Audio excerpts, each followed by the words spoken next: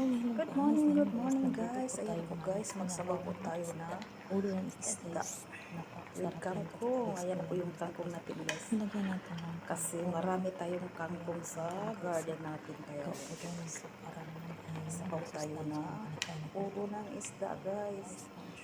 Kulo na po siya guys. Ang laki-laki. Lagyan po natin siya ng Fresh yan bawang. guys, fresh. Lagyan natin ang kangkong. Para may Sibuyas. sabaw-sabaw tayo guys. Saka yung Punuin natin yung kaldero ng kangkong guys.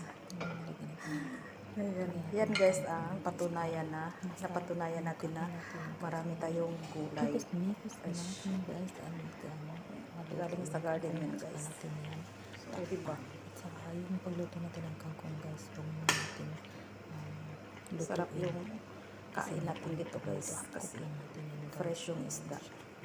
Yan ang ulam natin guys. Fresh yung isda at saka yung kangkong. Walang fertilizer yan.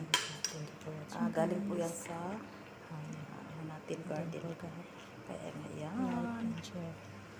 Sa video natin. Thank you for watching guys. Ayun. Ito na po yung lunch natin ngayong araw nito.